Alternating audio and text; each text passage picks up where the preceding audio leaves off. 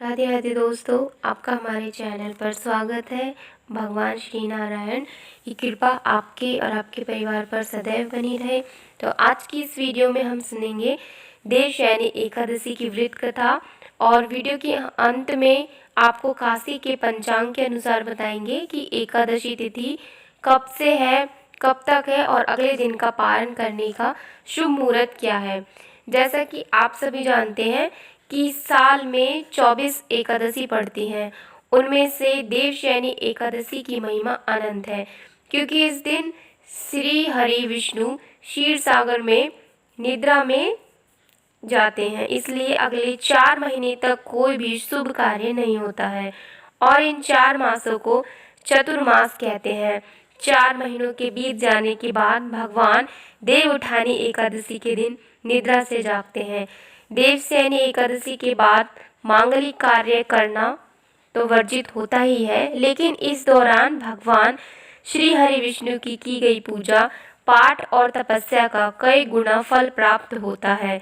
इन 4 महीनों तक सूर्य, चंद्रमा और प्रकृति का तेज कम हो जाता है और शुभ शक्तियाँ भी कमजोर पड़ जाती है। इसी वजह से हिंदू धर्म में कोई भी शुभ कार्य करने की मनाही होती है। देवशयनी एकादशी का व्रत करने और इसकी कथा सुनने से सभी प्रकार के पापों का नाश होता है। तो आइए भगवान श्री लक्ष्मी नारायण के चरणों का ध्यान करते हुए देवशयनी एकादशी की व्रत कथा को सुनते हैं। तो देवशयनी एकादशी की यह कथा पुराणों में वर्णित है। बहुत समय पहले की बात है। सूर्यवंशी कुल में मानधाता नाम का एक चक्रवर्ती राजा रहा करता था। वह बहुत ही उदार तथा प्रजा का बहुत ही ध्यान रखने वाला राजा था।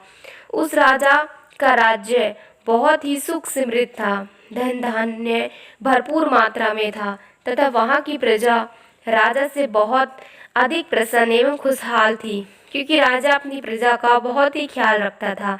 साथ ही वह धर्म के अनुसार सारे नियम करने वाला राजा था।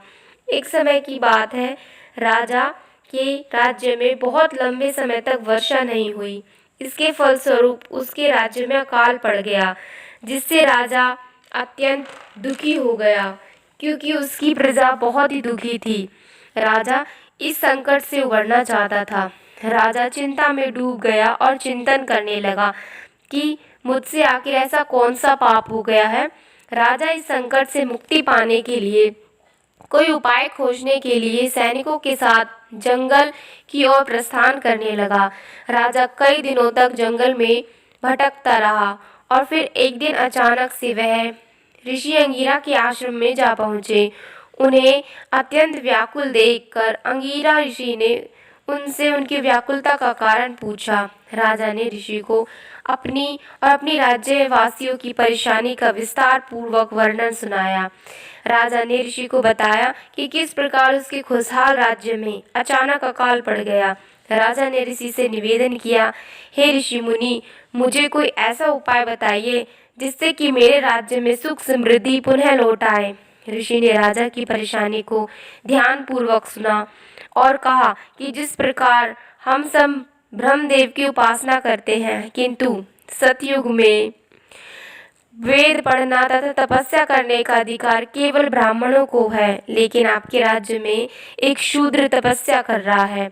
आपके राज्य में आज अकाल दशा उसी के कारण से है। यदि आप अपने राज्य को खुशहाल देखना चाहते हैं तो उस शूद्र की जीवन लीला समाप्त कर दीजिए। यह सुनकर राजा को बहुत अचंभा हुआ और राजा ने कहा, हे ऋषि मुनि, ये आप क्या कह रहे हैं? मैं ऐसे किसी निर्दोष जीव की हत्या नहीं कर सकता। मैं एक निर्दोष की हत्या का पाप अपने सर नहीं ले सकता। मैं ऐसा अपराध करने की सोच भी नहीं सकता और ना ही ऐसे अपराध के बोझ के साथ जीवन व्यतीत रह कर सकता हूँ। आप मुझ पर कृपा कर मेरी समस्या के समाधान के लिए कोई अन्य उपाय बताएं। ऋषि ने कहा, यदि आप उस शूद्र की जीवन लीला समाप्त नहीं कर सकते हैं तो मैं आपको दूसरा उपाय बता रहा हूँ। आप आषाढ़ मास की शुक्ल एकादशी का पूरी विधि विधान से व्रत रखें और पूजन आदि करें। राजा ने ऋषि की आज्ञा का पालन करते हुए अपने राज्य पुनः वापस लौटकर देवशयनी एकादशी का व्रत पूरे विधि विधान से किया, जिसके फलस्वरूप राजा के राज्य में वर्षा हुई, जिससे अकाल दूर हो गया और पूरा राज्य पहले की तरह हंसी खुशी रहने लगा। ऐसा माना जाता है कि एकादशी व्रत सभी व्रतों में उत्तम होता है एवं इसकी कथा सुनने या सुनाने से भी सभी पापों का नाश होता है। तो आइए आप जानते हैं कि काशी पंचांग के अनुसार देवशयनी एकादशी कब है और एकादशी तिथि कितने बजे से लेकर कितने बजे तक है। देवशयनी एकादशी का व्रत 10 जुलाई दिन रविवार को रखा जाएगा। एकादशी तिथि 9 जुलाई को शाम 4:41 से शुरू होकर 10 जुलाई को दोपहर 2:16 तक रहेगी। सूर्योदय के समय एकादशी तिथि 10 तारीख को होने के कारण 10 जुलाई को ही एकादशी का व्रत रखना सर्वोत्तम होगा। व्रत का पारण समय 11 जुलाई को सुबह 8:40 से लेकर 10:20 के बीच में अवश्य कर लें। व्रत के पारण के दौरान किसी ब्राह्मण को दान दक्षिणा आदि देकर उनके चरण स्पर्श करके आशीर्वाद अवश्य लें और फिर एकादशी के दिन आप जो भी भगवान को भोग लगाया है उस प्रसाद को ग्रहण करके ही अपना व्रत खोलें। भगवान श्री लक्ष्मी नारायण जी की आपके और आपके परिवार की सभी मनोकामनाओं को पूर्ण करें।